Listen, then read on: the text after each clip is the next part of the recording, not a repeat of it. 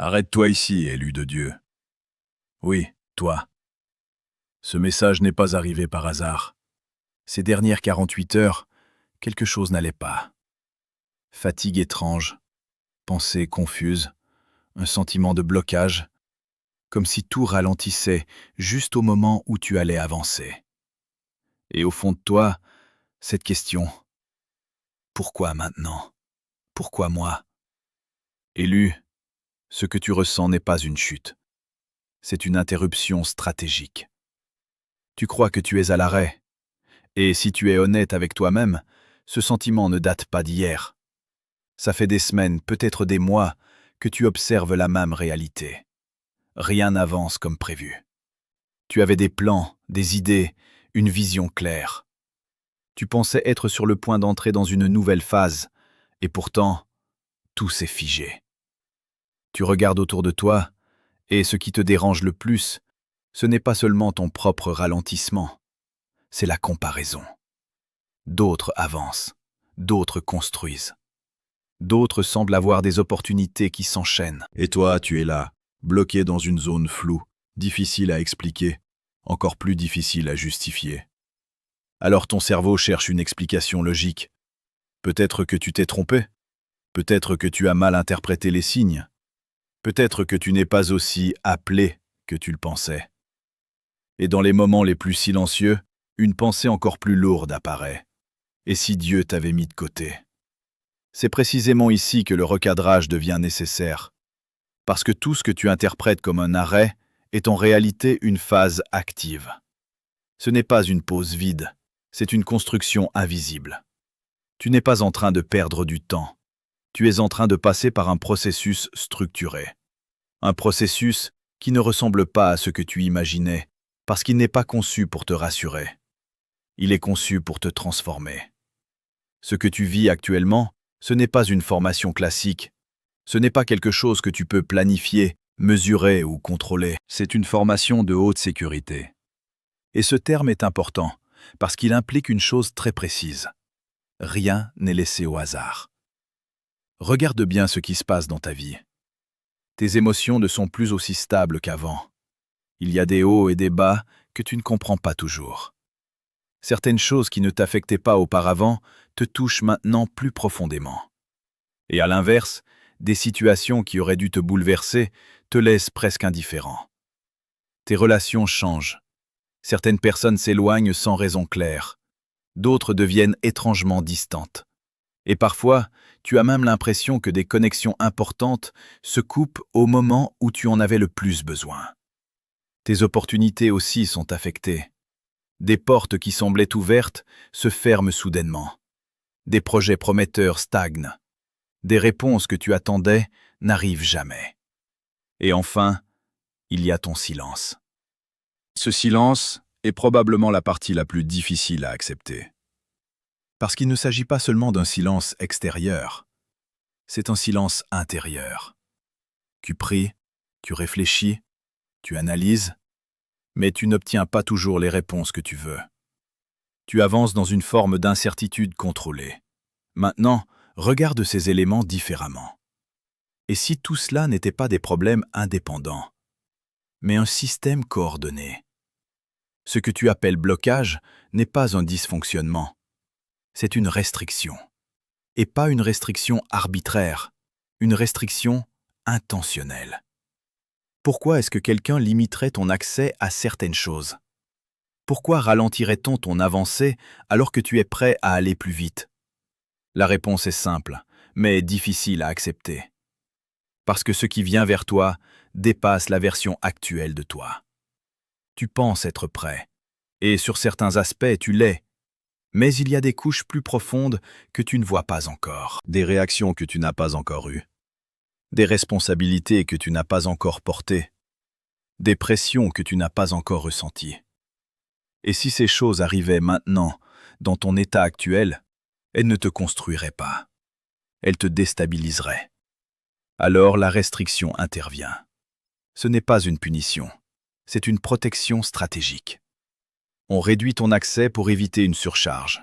On limite tes interactions pour filtrer les influences. On ralentit ton environnement pour te forcer à regarder à l'intérieur. Parce que le problème n'est pas ton potentiel. Ton potentiel est déjà là. Le problème, c'est ta capacité à gérer ce potentiel dans des conditions réelles. Tu peux avoir une vision claire, mais si ton système émotionnel n'est pas stable, cette vision devient un poids. Tu peux avoir des opportunités, mais si ton discernement n'est pas affiné, tu prends les mauvaises décisions. Tu peux avoir de l'influence, mais si ton identité n'est pas solide, tu te perds dans le regard des autres. C'est pour ça que le processus est interne. Dieu ne travaille pas d'abord sur ce que tu fais, il travaille sur qui tu es quand personne ne regarde.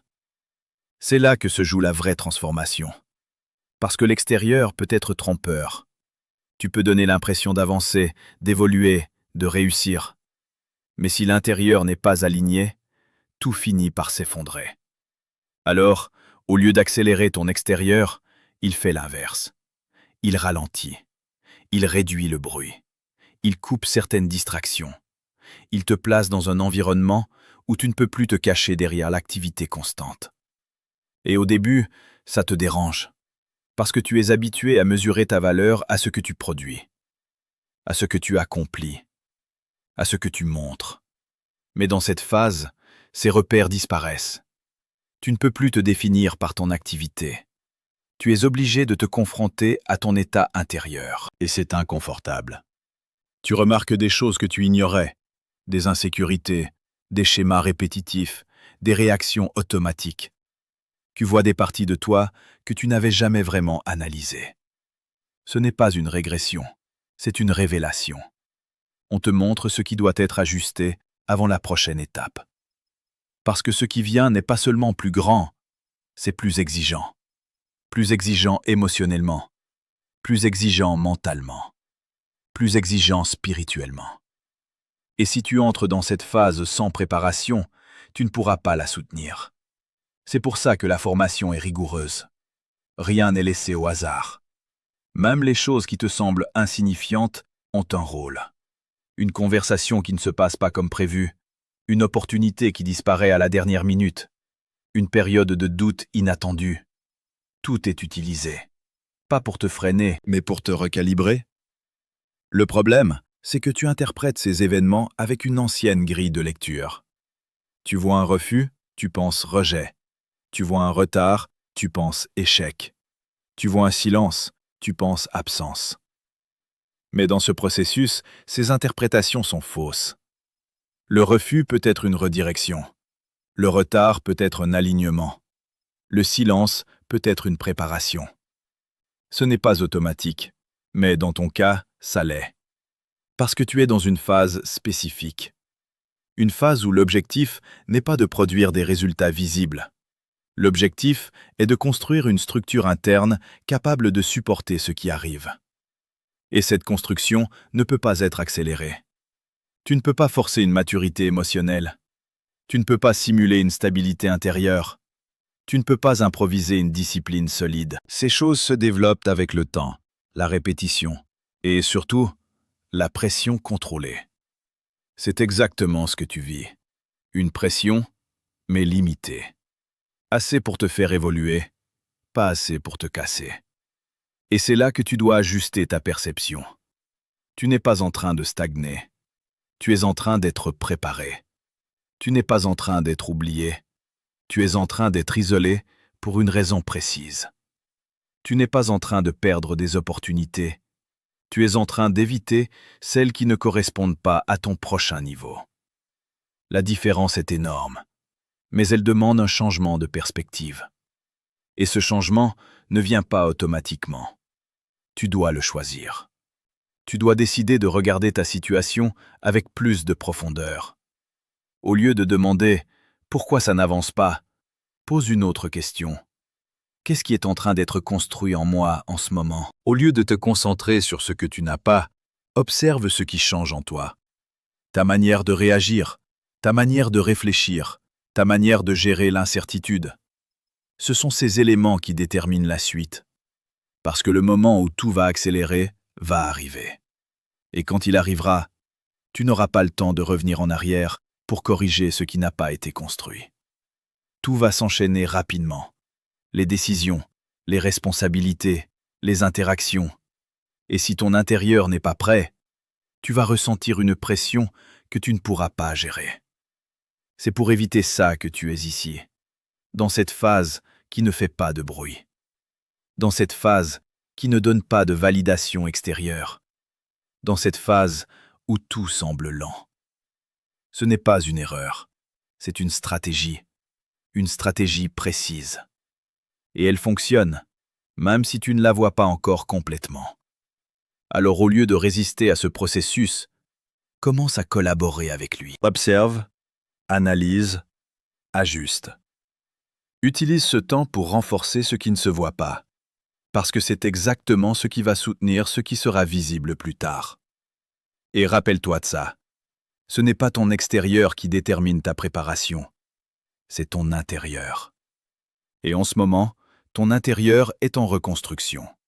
Pas en pause, pas en échec, en reconstruction. Regarde les schémas. Pas les histoires idéalisées qu'on raconte après coup, mais les structures réelles qui se répètent encore et encore dans la trajectoire des personnes qui ont marqué leur époque. Il y a une constante que peu de gens acceptent au moment où ils la vivent. Avant toute phase d'expansion visible, il y a une phase de compression invisible. Tu appelles ça le désert. Et instinctivement, tu l'associes à quelque chose de négatif. Un endroit vide, stérile, où il ne se passe rien. Un endroit où tu es seul, sans direction claire, sans confirmation extérieure. Mais ce que tu interprètes comme du vide est en réalité un environnement contrôlé. Le désert n'est pas un accident, c'est une configuration. Dans un désert, il y a moins de distractions, moins de bruit, moins d'interférences. Ce que tu perds en stimulation extérieure, tu le gagnes en clarté interne, à condition de ne pas fuir cet espace. Parce que la première réaction face au désert, c'est la résistance. Tu veux en sortir rapidement. Tu cherches des raccourcis. Tu essaies de recréer artificiellement le bruit que tu avais avant, juste pour ne pas ressentir ce silence. Mais ce silence a une fonction précise. C'est dans cet environnement que certaines capacités se développent. Pas des compétences visibles, mesurables immédiatement, mais des capacités fondamentales. Ta capacité à rester stable sans validation. Ta capacité à continuer sans feedback positif. Ta capacité à faire confiance à un processus que tu ne contrôles pas. Ce sont des éléments que tu ne peux pas apprendre dans une phase d'abondance, parce que quand tout va bien, tu n'es pas obligé de les activer. C'est dans le manque apparent que ces structures se construisent. Prenons un exemple concret. Quand tout s'enchaîne dans ta vie, tu prends des décisions avec une certaine facilité. Tu as des résultats rapides, des réponses claires, des confirmations régulières. Ton cerveau associe action et récompense. Mais dans le désert, ce lien est brisé. Tu agis et rien ne se passe. Tu investis du temps sans retour immédiat. Tu avances sans indication claire que tu es sur la bonne voie. Et c'est précisément là que quelque chose change. Tu ne peux plus dépendre des résultats pour continuer. Tu es obligé de développer une autre forme de motivation. Une motivation interne. Une discipline qui ne dépend pas de ce que tu reçois, mais de ce que tu sais. C'est une transition importante, parce que ce type de discipline est beaucoup plus stable. Elle ne fluctue pas en fonction des circonstances. Elle reste, même quand l'environnement est incertain. Et c'est exactement ce dont tu auras besoin dans la suite. Parce que ce qui arrive après le désert n'est pas simplement plus confortable. C'est plus exposé, plus intense, plus exigeant. Si tu n'as pas cette stabilité interne, tu deviens dépendant des réactions extérieures. Et ça te rend vulnérable. Vulnérable aux critiques, vulnérable aux échecs, vulnérable aux fluctuations. Le désert te retire cette dépendance, progressivement, pas en une fois. C'est pour ça que ça prend du temps. Maintenant, parlons de l'isolement. Avant la reconnaissance, il y a toujours une phase où tu es moins entouré. Certaines personnes disparaissent de ton environnement, d'autres ne comprennent plus ton état. Et parfois, tu as l'impression d'être déconnecté, même quand tu es physiquement entouré. Ce phénomène n'est pas aléatoire. Il y a deux raisons principales. La première, c'est la réduction des influences. Quand tu es constamment exposé à des opinions, des attentes, des projections extérieures, il devient difficile de distinguer ta propre direction. Tu peux confondre ce que tu veux réellement avec ce que les autres attendent de toi. L'isolement crée un filtre. Il réduit le bruit externe pour amplifier ta perception interne. La deuxième raison, c'est la préparation à un rôle différent. Plus ton niveau de responsabilité augmente, plus certaines décisions doivent être prises seules. Pas parce que personne ne peut t'aider, mais parce que la responsabilité finale repose sur toi.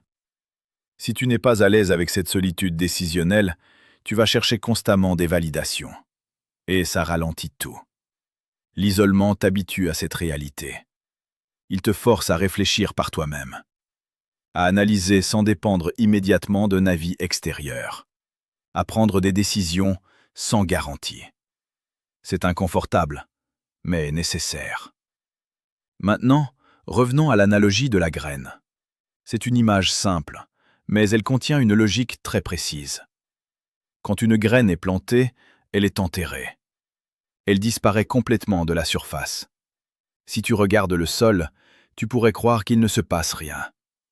Mais sous la surface, il y a une activité intense. La graine absorbe l'humidité. Elle déclenche des processus internes. Sa structure commence à se modifier.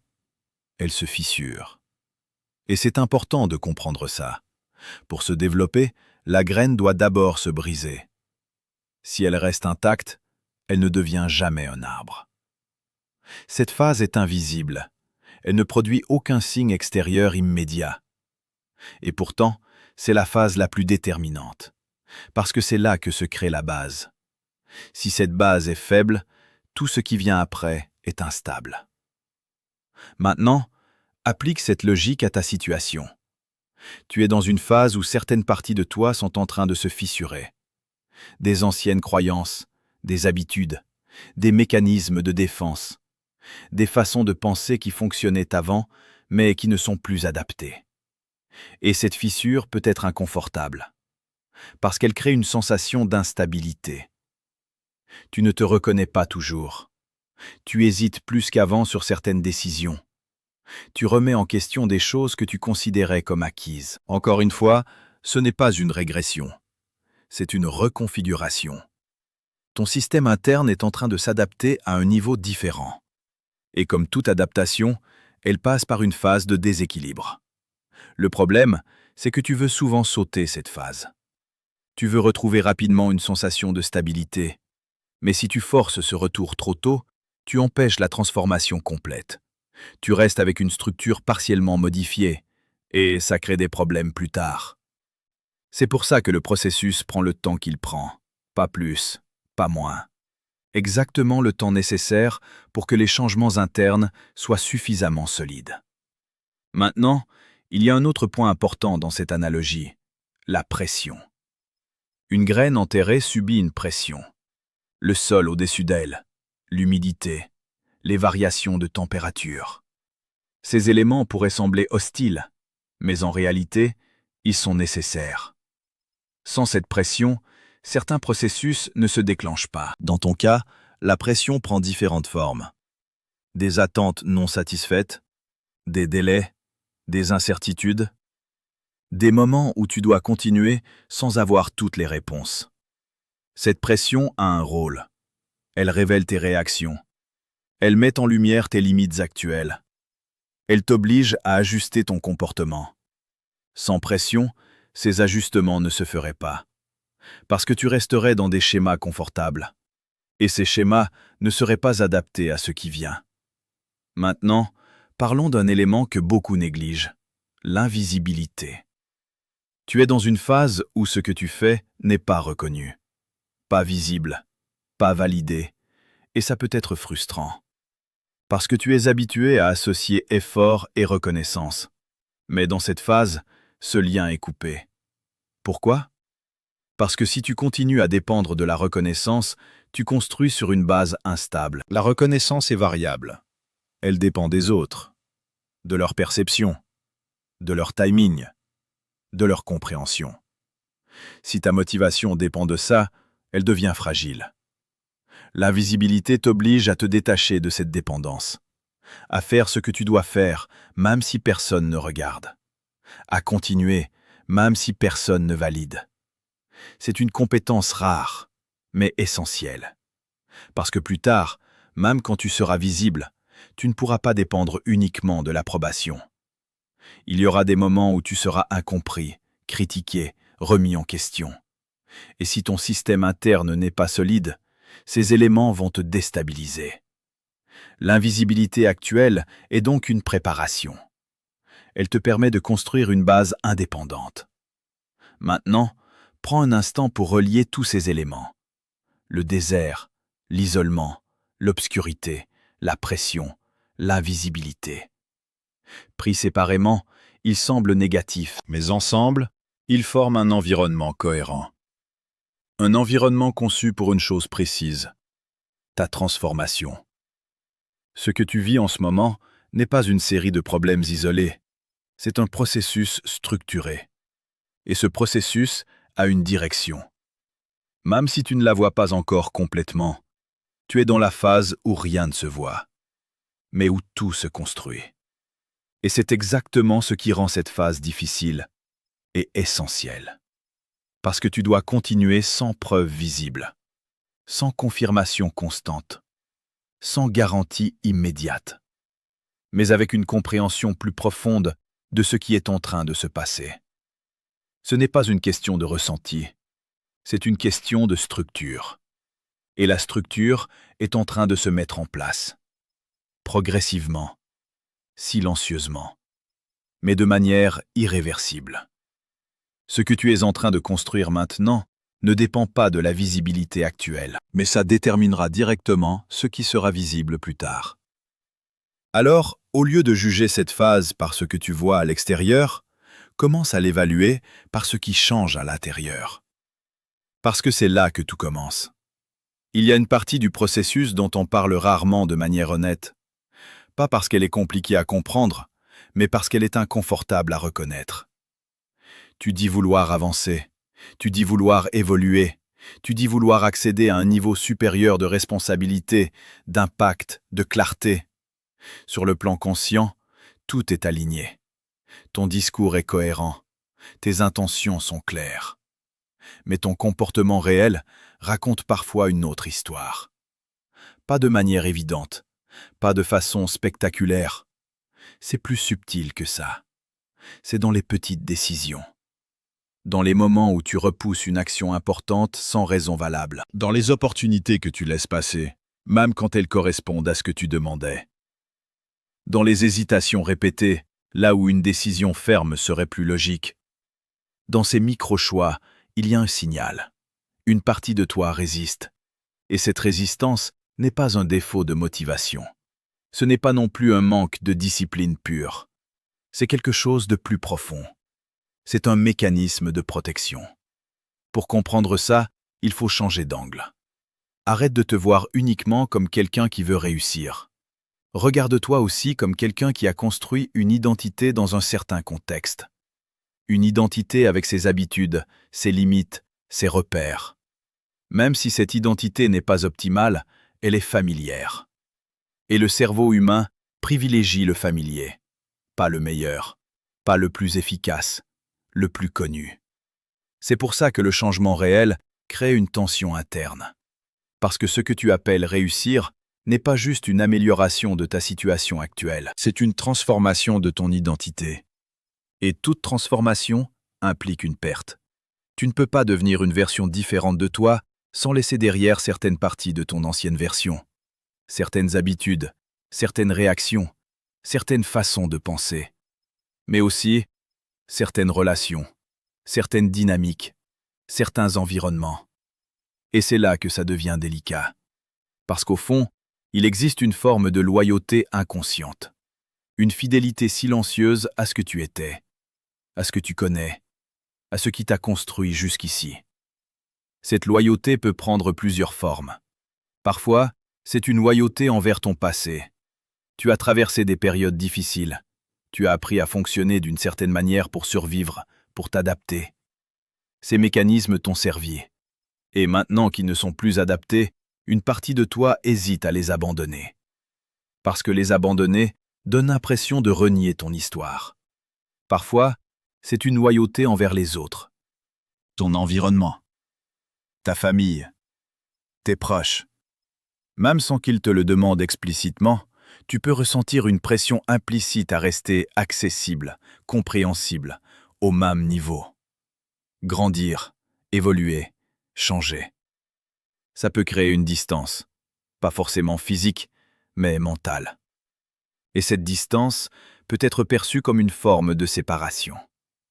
Alors inconsciemment, tu freines, tu ajustes ton rythme, tu réduis ton ambition. Pas parce que tu ne peux pas faire plus, mais parce que faire plus changerait la dynamique. Et puis, il y a une autre forme de loyauté, encore plus subtile. La loyauté envers ton ancienne identité. Celle qui doutait, celle qui n'était pas sûre d'elle, celle qui restait en retrait pour éviter les conflits. Cette version de toi a une fonction. Elle t'a protégé. Elle t'a permis de naviguer dans des situations complexes. Elle a évité certains risques. Et même si aujourd'hui elle te limite, elle reste active. Elle continue d'influencer tes décisions, pas de manière frontale, mais en arrière-plan. Elle te pousse à minimiser tes capacités, à retarder certaines actions, à rester dans une zone où tu es en sécurité. Le problème, c'est que cette sécurité est devenue une limite. Et c'est là que le conflit interne apparaît. D'un côté, tu veux avancer. De l'autre, une partie de toi veut maintenir l'équilibre actuel. Résultat, stagnation apparente. Pas parce que tu n'as pas de direction, mais parce que deux dynamiques opposées coexistent. Et tant que ce conflit n'est pas identifié clairement, tu vas continuer à tourner en rond. Maintenant, il faut être précis sur un point. Cette résistance n'est pas ton ennemi. Elle a une logique. Elle essaie d'éviter une perte d'identité, une perte de repère, une perte de contrôle. Mais ce qu'elle ne comprend pas, c'est que cette perte est nécessaire. Parce que rester attaché à une ancienne version de toi te bloque dans une réalité qui ne correspond plus à ton potentiel actuel. C'est exactement à ce moment-là que le processus extérieur intervient. Quand le changement interne n'est pas complètement accepté, certaines conditions extérieures sont ajustées. Pas pour te forcer brutalement, mais pour rendre le retour en arrière de plus en plus difficile. Regarde ce qui se passe. Certaines situations ne fonctionnent plus comme avant. Des environnements dans lesquels tu étais à l'aise deviennent inconfortables.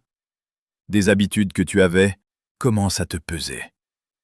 C'est comme si quelque chose te poussait hors de ton ancienne zone. Ce n'est pas un hasard. C'est une accélération du processus.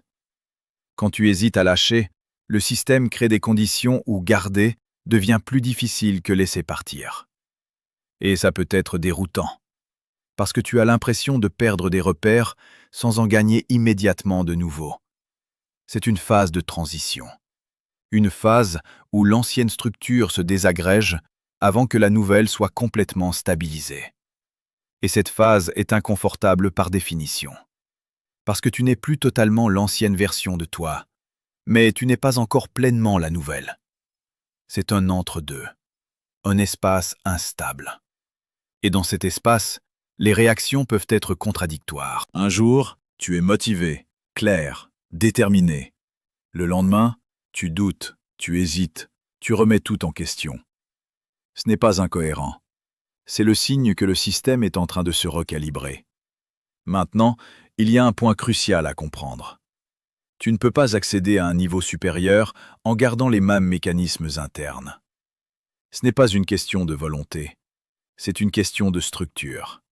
Si tu gardes les mêmes réflexes face à la peur, face à l'incertitude, face à la pression, tu vas recréer les mêmes résultats, même avec de meilleures opportunités. C'est pour ça que le travail principal n'est pas externe, il est interne. Et ce travail demande une chose spécifique, la lucidité. Pas une lucidité superficielle, une lucidité précise. La capacité de voir clairement tes propres mécanismes, sans les justifier, sans les dramatiser, Juste les observer. Par exemple, quand tu repousses une action importante, est-ce vraiment par manque de temps ou par peur du résultat? Quand tu hésites à prendre une décision, est-ce par prudence ou par peur de l'erreur? Quand tu minimises une opportunité, est-ce parce qu'elle n'est pas adaptée ou parce qu'elle t'oblige à sortir de ton identité actuelle? Ces questions ne sont pas confortables, mais elles sont nécessaires, parce qu'elles révèlent ce qui est caché. Et tant que c'est caché, ça contrôle. Une fois que c'est visible, ça devient ajustable. C'est ça le vrai travail. Pas de se forcer, pas de se juger, mais de comprendre. Comprendre ce qui, en toi, résiste au changement. Et pourquoi? Parce que derrière chaque résistance, il y a une logique. Une tentative de protection, mais une protection basée sur une ancienne réalité. Et cette réalité a changé. Maintenant, revenons au processus global. Quand cette résistance interne est présente, le système externe s'ajuste. Il coupe certaines options. Il ralentit certaines dynamiques. Il isole certaines influences. Pas pour te bloquer, mais pour réduire les alternatives. Pour que la seule option viable soit l'évolution. C'est pour ça que tu as parfois l'impression que certaines portes se ferment sans explication, ou que certaines situations deviennent impossibles à maintenir. Ce n'est pas arbitraire. C'est un réalignement. On retire les chemins qui te permettraient de rester dans ton ancienne version, et on te laisse face à un choix. Pas un choix théorique, un choix réel.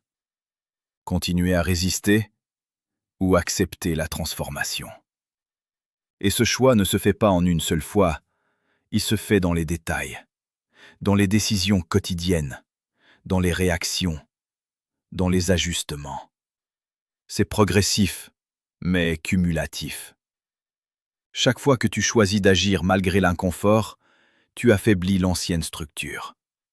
Chaque fois que tu identifies une résistance et que tu la dépasses, tu renforces la nouvelle. Et avec le temps, l'équilibre bascule.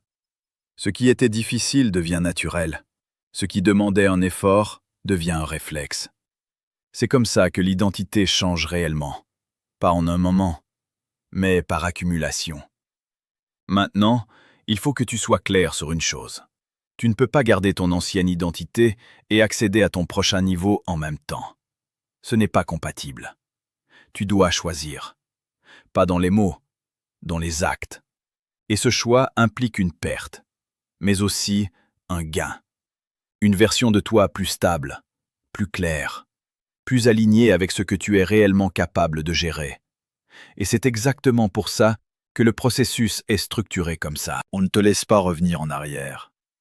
Pas parce que tu n'en es pas capable, mais parce que ce n'est plus adapté à ce que tu es en train de devenir. Alors oui, il y a une résistance. Oui, il y a une loyauté inconsciente. Oui, il y a une hésitation à lâcher. Mais tout ça fait partie du processus. Ce n'est pas un signe que tu es bloqué, c'est un signe que tu es en transition. Et cette transition a une direction, même si elle est inconfortable, même si elle est lente, elle est précise. Et elle est en train de redéfinir qui tu es. Élu, écoute bien. Tu interprètes le silence comme une absence d'activité. C'est une erreur d'analyse. Le silence que tu traverses n'est pas un vide. C'est une phase où l'activité change de forme. Elle devient moins visible, mais elle ne s'arrête pas. Dans les phases précédentes, tu pouvais mesurer ton avancée avec des indicateurs simples. Réponse rapide, résultats concrets, interactions fréquentes. Aujourd'hui, ces indicateurs ont disparu ou sont devenus irréguliers. Tu en conclus que rien ne se passe. En réalité, le système est en train de se reconfigurer. Ce que tu vis ressemble à un ralentissement, mais c'est un ajustement de vitesse, pas un arrêt. On réduit ton rythme externe pour synchroniser plusieurs éléments internes et externes qui, jusque-là, n'étaient pas parfaitement alignés. Tu veux avancer vite. C'est compréhensible. Mais avancer vite avec une structure instable crée des erreurs coûteuses. Alors le processus impose une contrainte. Ralentir pour stabiliser. Ce ralentissement n'est pas confortable, parce qu'il va à l'encontre de ton impulsion naturelle d'action. Tu veux compenser, accélérer, forcer certaines situations. Mais plus tu forces, plus tu ressens de la résistance. Ce n'est pas parce que tu es incapable, c'est parce que le timing n'est pas uniquement basé sur ton effort. Il y a des variables que tu ne contrôles pas. Des connexions en cours de formation. Des décisions prises ailleurs qui vont influencer ton parcours. Des opportunités qui nécessitent que plusieurs conditions soient réunies en même temps. Tu ne vois pas ces éléments, donc tu as l'impression que tout dépend uniquement de toi. Ce n'est pas le cas. Pendant que tu doutes, des choses se mettent en place. Pas de manière abstraite, de manière concrète. Des personnes que tu ne connais pas encore prennent des décisions qui vont créer des ouvertures. Des situations évoluent pour devenir compatibles avec ta trajectoire. Des configurations se préparent. Mais ces éléments ont une contrainte commune. Ils nécessitent que tu sois prêt au moment où ils deviennent accessibles. Et c'est là que se situe le vrai enjeu. Être prêt ne signifie pas être motivé. Être prêt ne signifie pas vouloir. Être prêt signifie être capable de soutenir ce qui arrive sans se désorganiser. C'est différent. Recevoir une opportunité est une chose. La maintenir, la développer, la gérer dans la durée en est une autre. Beaucoup de personnes peuvent atteindre un certain niveau. Peu peuvent le stabiliser. Pourquoi? Parce que la montée est plus rapide que la construction interne. Ils accèdent à des responsabilités, à de la visibilité, à des ressources, sans avoir les structures internes nécessaires pour gérer la pression associée. Résultat, déséquilibre. Décisions impulsives, mauvaise gestion des priorités, dépendance aux réactions extérieures. Et à moyen terme, perte de contrôle. Le processus que tu traverses cherche à éviter ce scénario. Il ne s'agit pas seulement de te donner accès à quelque chose, il s'agit de s'assurer que tu peux le soutenir. Soutenir la pression. Soutenir la constance. Soutenir les attentes. Soutenir la complexité. Parce que ce qui arrive n'est pas simple. Plus tu montes, plus les variables augmentent. Plus il y a de paramètres à gérer en même temps, plus les conséquences de tes décisions sont importantes. Et ça demande une structure interne spécifique. Une clarté mentale stable. Une gestion émotionnelle maîtrisée. Une capacité à prendre des décisions sans dépendre d'un état fluctuant. Une discipline qui ne dépend pas des circonstances. Ce sont ces éléments qui sont en train d'être calibrés, pas de manière théorique, dans des conditions réelles, à travers ce que tu vis maintenant. Chaque moment de doute teste ta stabilité. Chaque période de silence teste ta capacité à continuer sans validation. Chaque retard apparent teste ta patience et ta cohérence. Ce sont des tests fonctionnels, pas des obstacles. Maintenant, il y a un point que tu dois intégrer clairement. Tu n'es pas seulement en train d'attendre quelque chose. Tu es en train d'être positionné. La différence est importante. Attendre implique une passivité. Être positionné implique un ajustement actif. Ton environnement change, tes priorités évoluent, tes réactions se modifient. Ce sont des micro-ajustements, mais ils ont un impact cumulatif. Par exemple, tu commences à tolérer moins certaines distractions. Tu identifies plus rapidement ce qui est essentiel et ce qui ne l'est pas. Tu deviens plus sélectif dans tes interactions. Tu réfléchis différemment avant d'agir. Ces changements ne sont pas spectaculaires, mais ils indiquent une transformation structurelle. Tu passes d'un fonctionnement réactif à un fonctionnement plus stratégique. Et ce type de fonctionnement est nécessaire pour la suite. Parce que les opportunités qui arrivent ne sont pas basiques. Elles demandent de la précision, de la lucidité, de la capacité d'anticipation. Si tu restes dans un mode impulsif, tu ne peux pas les exploiter correctement. C'est pour ça que le processus insiste sur le recalibrage. On ajuste ta manière de penser, ta manière de prioriser, ta manière de réagir sous pression. Et ça prend du temps. Pas parce que c'est lent, mais parce que c'est profond. Maintenant, parlons des portes. Tu as l'impression qu'elles sont fermées? Certaines le sont, volontairement, parce qu'elles ne correspondent pas à la direction actuelle.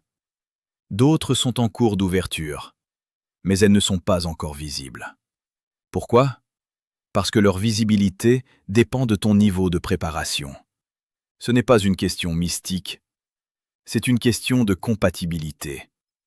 Une opportunité devient visible quand tu es capable de la reconnaître et de la traiter correctement. Avant ça, elle peut exister sans que tu la vois. C'est pour ça que deux personnes dans le même environnement ne voient pas les mêmes choses. Elles n'ont pas le même niveau de perception, pas le même niveau de préparation, donc pas accès aux mêmes opportunités. Ton travail actuel, c'est d'augmenter ce niveau de préparation, pour que quand les portes s'ouvrent, tu n'aies pas besoin de temps supplémentaire pour t'adapter. Tu entres directement en action, sans confusion, sans hésitation excessive, avec une clarté opérationnelle. C'est ça, être prêt.